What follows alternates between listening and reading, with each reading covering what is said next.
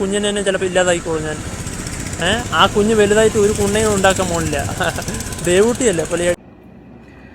ജനിച്ചിട്ട് 10 മാസം പോലും പ്രായമാകാത്ത എൻ്റെ കുഞ്ഞിനും എൻ്റെ വൈഫിനും വന്നൊരു ത്രെഡ് മെസ്സേജാണ് നിങ്ങളെ ഞാനിപ്പോൾ ഇതുവരെ കേൾപ്പിച്ചത്. ഈ ഒരു മെസ്സേജിന് പുറകിൽ ഒരു സ്റ്റോറി ഉണ്ട്. ആ സ്റ്റോറി ഞാൻ നിങ്ങൾക്ക് പറഞ്ഞുതരാം. ഈ വട്ടം ഞാൻ ഇൻക്ലൂഡിങ് ഒരു ബഞ്ച് ഓഫ് ഒരു ലിസ്റ്റ് ഓഫ് ടെലഗ്രാം ഗ്രൂപ്പ്സിന്റെ ലിങ്കും എല്ലാം ഓൾറെഡി ഞാൻ എല്ലാം ഫോർവേഡ് ചെയ്ത് എല്ലാം ഒരു കംപ്ലൈന്റ് ഫയൽ ചെയ്തിട്ടുണ്ട്. അതിന്റെ പോലെ തന്നെ ഇത് വധഭീഷണി അടക്കം ഞാൻ എല്ലാത്തിനും ഇതിനൊരു കേസ് ഫയൽ ചെയ്ത് ഇതാക്കി വെച്ചിട്ടുണ്ട്.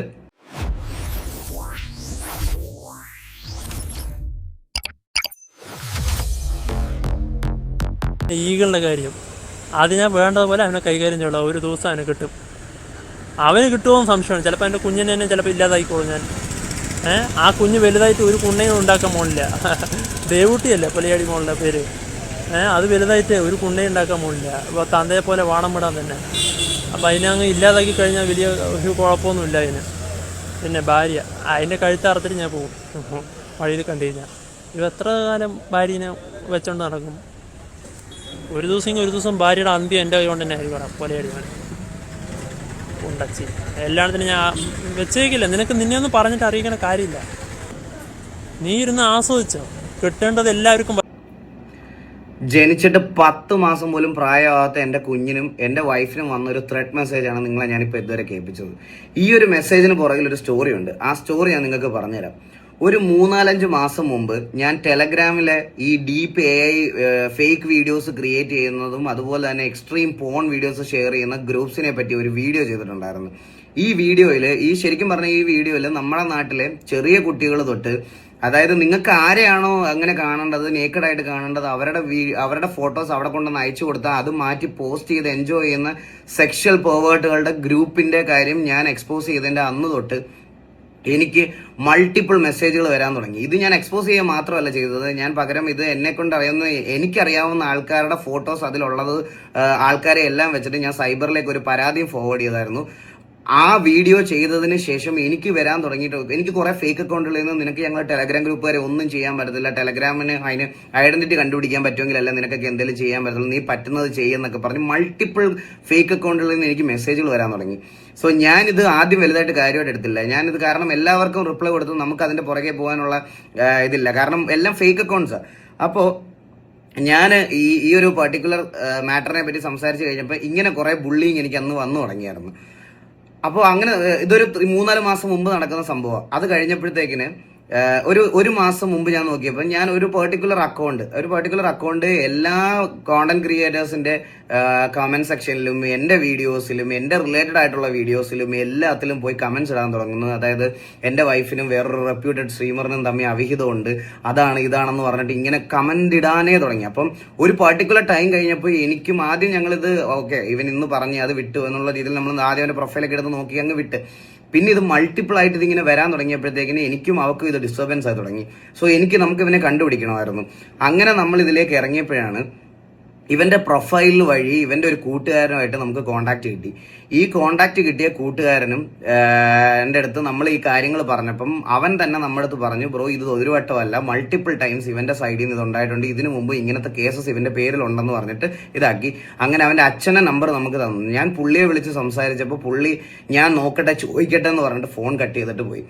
പിന്നെ ഇവന്റെ നമ്പർ നമുക്ക് കിട്ടി. ഇവന്റെ നമ്പർ കിട്ടിയപ്പോൾ നമ്മൾ ഇവനെ വിളിച്ചപ്പം ഇവൻ ആദ്യം കുറ്റം ഇവൻ സമ്മതിക്കത്തില്ല, ഇവനാണ് ചെയ്തതെന്ന് ഇവൻ സമ്മതിക്കുന്നില്ല. പക്ഷെ കുറച്ചങ്ങോട്ട് കഴിഞ്ഞ് സംസാരിച്ച് കഴിഞ്ഞ് നമ്മൾ ലീഗലി മൂവ് ചെയ്യുവാണ് എന്നൊക്കെ പറഞ്ഞപ്പോഴത്തേക്കിന് അവൻ കുറ്റം സമ്മതിച്ച് അവൻ അന്നേരം എന്താ ചെയ്യുന്നതെന്നൊക്കെ പറഞ്ഞിട്ട് ഇതാക്കി. അവൻ ആർക്കോ വേണ്ടി കുറ്റം സമ്മതിക്കുന്നത് പോലെ ഞങ്ങളുടെ അടുത്ത് ഭയങ്കര ചാടിക്കേറി സംസാരിക്കുക, അങ്ങനത്തെ സാധനങ്ങളും എല്ലാം ആയിട്ട് ഇതെല്ലാം ഞാൻ വീഡിയോ ആയിട്ടൊരു പ്രൂഫായിട്ട് എടുത്തു വെച്ചിട്ടുണ്ട്.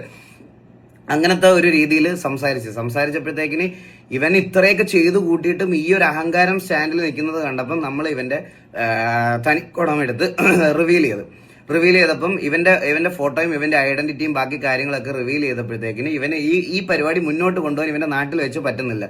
അങ്ങനെ ഈ പാലക്കാട് ഉണ്ടായിരുന്ന ഇവൻ നേരെ ട്രിവാൻഡ്രത്തോട്ട് മൂവ് ചെയ്ത്. ട്രിവാൻഡ്രത്താണ് ഇപ്പൊ ഇവൻ കറന്റ്ലി ഉള്ളത്. ഇവന്റെ പേരിൽ ട്രിവാൻഡ്രത്തും കുറെ കേസും കാര്യങ്ങളൊക്കെ ഉണ്ടെന്നാണ് എനിക്ക് അറിയാൻ സാധിച്ചത്, ഒന്നാമത്തെ കാര്യം. ആൻഡ് ഇതായിരുന്നു ഈ ഒരു റിവൻ സ്റ്റോറിയുടെ സ്റ്റാർട്ട്. അതായത് നമ്മൾ ഇവനൊരു പോക്രിത്തരം കാണിച്ചത് നമ്മൾ റിവീൽ ചെയ്തതാണ് നമ്മൾ ചെയ്ത തെറ്റ്. അതായത് ഞാൻ ഇപ്പൊ ചെയ്തു വെക്കുന്ന തെറ്റ്. അതിൽ ഞാൻ എന്താ ഇപ്പൊ ട്രിഗർ ആയിരിക്കുന്നതെന്ന് പറഞ്ഞാൽ, ഞാൻ ഈ ഫോട്ടോ ഞാനന്ന് പോസ്റ്റ് ചെയ്ത സമയത്ത് സീക്രട്ട് ഏജന്റ് അതിനെ എടുത്ത് വീഡിയോ ചെയ്ത സമയത്ത് വീഡിയോയിൽ അവനെ മാനസിക രോഗി എന്ന് വിളിച്ചതാണ് അവന് ട്രിഗർ ആയത്. അതുകൊണ്ടാണ് അവനിപ്പോൾ അതിന്റെ റിവെഞ്ചാണ് എന്നോട് തീർക്കാനുള്ളത്, അതെന്റെ കുഞ്ഞിന്റെ വൈഫിന്റെ നേരെ കൊണ്ടുവരുമെന്നാണ് അവൻ കോൺഫിഡന്റ് ആയിട്ട് അവൻ ഇങ്ങനെ പറഞ്ഞുകൊണ്ടേ ഇരിക്കുകയാണ്. ഇതെല്ലാം സ്റ്റാർട്ട് ചെയ്തത് ഈ ഒരു ടെലഗ്രാം ഗ്രൂപ്പ് എന്ന് പറയണോ, ഈ ഒരു കമ്മ്യൂണിറ്റിയെ പറഞ്ഞു എന്നുള്ള ഒരു രീതിയിൽ തൊട്ട് തുടങ്ങിയതാണ്. ഇതുവരെ ഞാൻ അവനോട് ചോദിച്ചപ്പോൾ അതല്ലാതെ അവന് വേറെ ഒരു പേഴ്സണൽ വെഞ്ചനൻസ് എന്നോട് വരാൻ വേണ്ടിയിട്ട് ഇതിന് ഫസ്റ്റ് ഇൻസിഡന്റിനും അതിന്റെ മുമ്പത്തെ ഒന്നും അവന് ഞാനുമായിട്ട് യാതൊരു പ്രശ്നവുമില്ല. ഇതായിരുന്നു എല്ലാത്തിന്റെയും സ്റ്റാർട്ട്.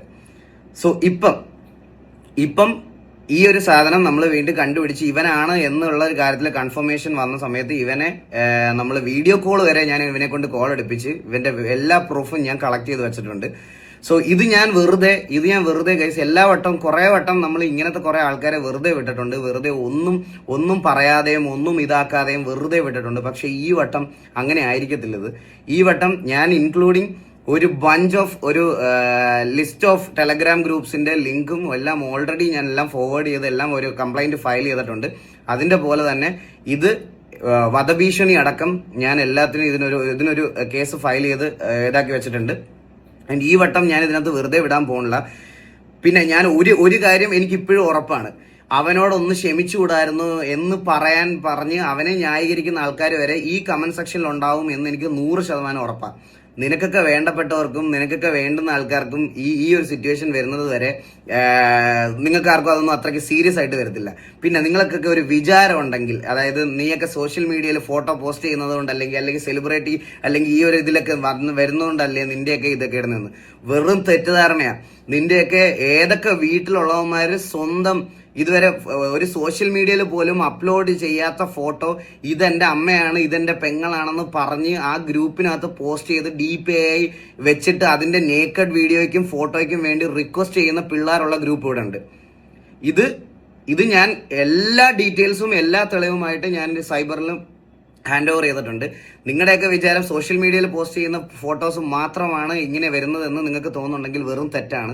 അങ്ങനെയല്ല. ഇത് അയച്ചു കൊടുക്കാൻ, ഇത് നമ്മുടെ കൂട്ടത്തിൽ ആരാണ് ഇത്രയും സെക്ഷലി ഫ്രസ്ട്രേറ്റഡ് എന്ന് നമുക്ക് കണ്ടുപിടിക്കാൻ പറ്റാത്ത സാഹചര്യമാണ്. അതുകൊണ്ട് മാത്രം ഞാൻ പറയാണ്, നിങ്ങൾ ഇത് ഫേസ് ചെയ്യുന്നത് വരെ നിങ്ങൾക്ക് ഇത് ചിലപ്പോൾ തമാശയായിരിക്കും. ഈ വട്ടം ഞാനിത് എന്തായാലും വെറുതെ വിടാൻ പോകുന്നില്ല. ഇത് എന്നെ കൊണ്ട് എക്സ്ട്രീം എവിടെ വരെ പോകാൻ പറ്റുമോ, എന്റെ ഈ ഒരു കേസിനും ഇതിനും വേണ്ടിയിട്ട് ഏത് അറ്റം വരെ പോകാൻ പറ്റുമോ ആ അറ്റം വരെ ഞാൻ പോകും. അതിലൊരു സംശയവും ഇല്ല, അതിലൊരു മാറ്റവും ഇല്ല. ഇതിന് എനിക്ക് വേണ്ടുന്ന നീതി ഞാൻ മേടിച്ചെടുത്തിരിക്കും. അതിനി ആരാണെങ്കിലും എന്താണെങ്കിലും ഞാൻ എത്ര എക്സ്ട്രീം വരെ എന്നെ കൊണ്ട് പോകാൻ പറ്റുമോ അത്രയും വരെ ഞാൻ പോയിരിക്കും.